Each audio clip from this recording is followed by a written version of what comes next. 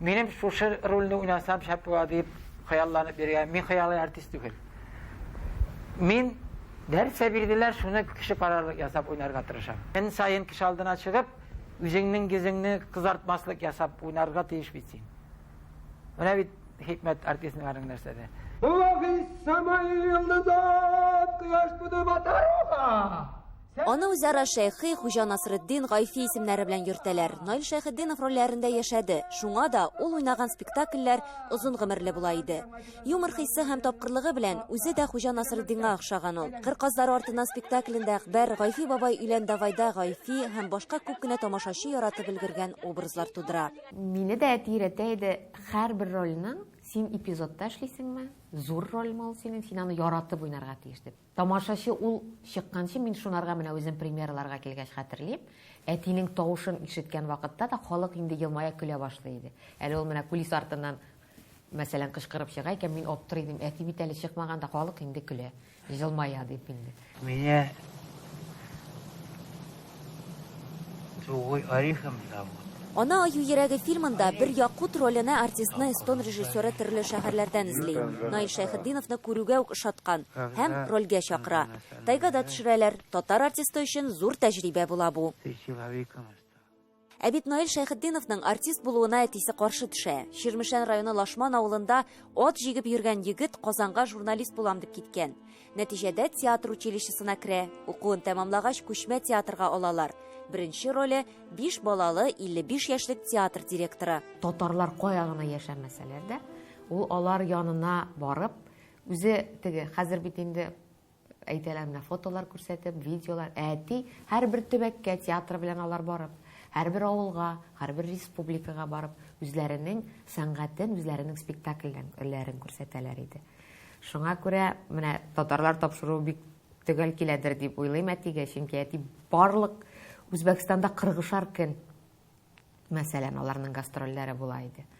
Анда Уфаларда 30, менә Оренбург шәһәрләрендә чистай. Күчмә театрда эшләгән һәр артистка һәйкәл куярлык. Юл газабы, гүр газабы дип юкка гына әйтмиләр шул. Аларның хәтта менә татар бистәсендә, хәзерге татар бистәсендә анда һәм матур йортлар, ләкин ул вакытта подвалда тулыплары бар иде. Алар тулыплар ябынып һәрбер авылга баралар, аларга кизитек бирәләр. Ул театрдан бирелә торган менә бер реквизит иде инде. Аларны җә ул тун гына түгел, ул тулып. Алар шуларсыз, алар üşиләр, туңалар, юлда калырга мөмкин автобуслар. Наил Шәйхетдиновның бәхете шунда, гастрольләрдә һәр вакыт янында кадерләп йөрүче хатыны була. Миңнегөл апа белән алар бер авылдан. Яшь аларның 11 яшь. Әти инде авылдан киткәндә, әни әле кичкенә булган. Алар таныш булай, бәлки очрашкан булганнардыр. Безнең авыл бик зур, авыл Лашман авылы. Аннары отпускага кайтканда әти кибеткә кергән. Әни кибеттә инде, кибеттә эшли торган булган. Отпуска әти безнең соң өйләнгән 32 яшендә генә.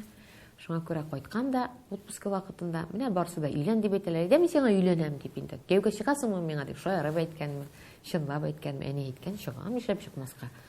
Шәмштин бабайның малае акыллыдыр әле дип әйткән инде. Шул вакыттан 45 ел эштә дә, өйдә дә бергә. Кызлары Миләүшә дә 2 яшьтән алар белән гастрольләрдә. Төрле шәһәрләрдә булганда музейларга, театрларга йөргәннәр. Ә кызының артист булуын теләми ул. Шулай да кырт кисми, хылкы андый түгел. Ул миңа үземә сайларга бирде. Ул килеп премьераларны әлбәттә карый иде. Мин 2нче курста Асыл ярда уйнаган вакытта ул үзенең бармакларын тешләп бетергән инде. Карап борчылып инде. Караган вакытта. Мине бер кашында сүккәнен яки бу ролем барып чыкмады дип әйткәнен хәтерләмим. Арбалы хатыннар спектаклен уйнагач, менә хәзер мин сине чын артистка булганыңны аңладым диде инде.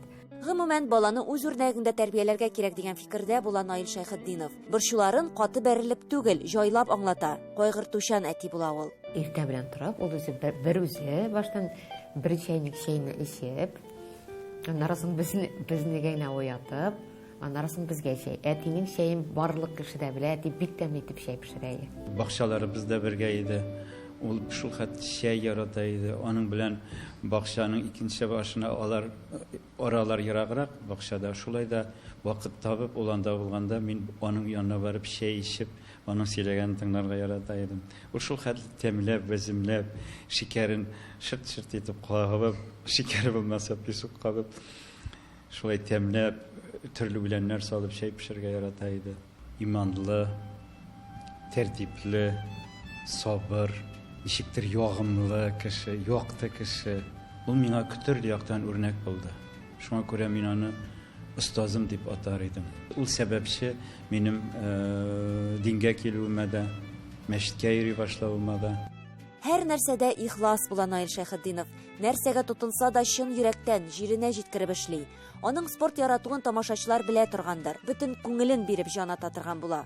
Һәрбер моментта, һәрбер секундта, һәрбер уенчының ничек ачылганы, һәрбер Корбанбекичнең нинди тренер, анда Зиннетулла Хайдаровичның нинди булганы, ул алар белән күрешеп очрашканы да бар. Ул баскетболга да бара, волейболга да, иртә белән иртәнге 5-тә куеп теннисны да карый ала иде.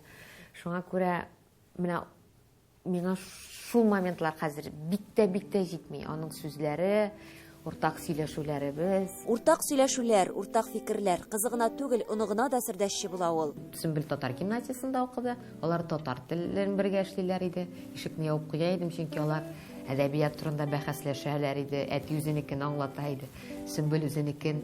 Хезмәттәшләре Наил Шәйхетдиновның укымышлы булуын искә ала. Бик кызыксынучан, һәр нәрсәдән хәбәрдар иде диләр. Кичкенә генә транзисторы бар иде Наил абыйның. Менә шул транзисторны һәрвакыт менә шулай колагында. Һәрвакыт бөтенесен безгә җиткереп, менә шул транзистор аша дөньядагы барлык яңалыкларны җиткереп бара торган иде Наил абый. Менә нинди уңай сыйфатлар бар адәм баласында, менә бөтен уңай сыйфатларны үзенә җыйган шәхес ул. Мин аның турында бер генә дә начар сүз әйтә алмыйм Наил абый турында. Беренчедән ул шул хәтле талантлы актер. Аллаһ Тәгалә табигать аңа талантлы мулдан биргән. Эшлә Наил дип биргән, хезмәт ит халкыңа дип биргән аңа талантны Аллаһ Тәгалә. Наил абый ул менә һәрбер спектакльнең бизәге иде дип әйтергә мин аны. Наил Шәйхетдиновның тагын бер сокланырлык сыйфаты, ул бер кайчанда төшенкелеккә бирелми торган була. Бер кайчанда зарланмаган. Ул гомумән зарланып яки уфтанып яши торган. Ул гел тормышны яратып, тәмен табып яши торган кеше иде. Ул һәрбер мизгелнең, һәрбер матурлыкны, менә яңа станция метро ачылса да ул аны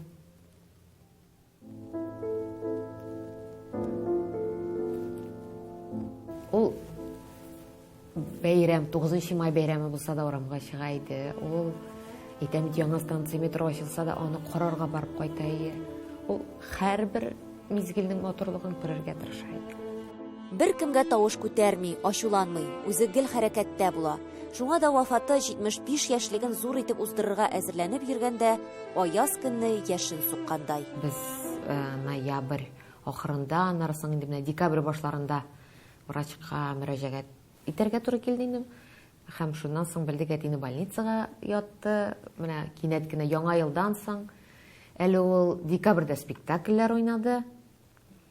25 январь көнне менә әти безнең арадан китте инде. Яраткан артистыбызның арабыздан китүенә 5 ел. Гаиләсе әле дә бу хәл белән килешә алмый. Әти белән сөйләшкән вакытларда да әтинең менә телефонында безнең белән, минем үземнең телефонымда да әтинең номеры. Чөнки мин әтинең номерын берничек тә алып куя алмыйм. Шуңа күрә ничек кенә уйласам да 5 ел үтәм ул вакыт. Күпме ул барбер дөнья инде үзгәрә, икенче була, ләкин әти күңелдә һәрбер вакытны, һәр көнне дисәң дә. Наил Шәйхетдинов тамашачылар күңелендә дә мәңге сакланыр. Эльвира Хөснетдинова, Татарлар, Казан.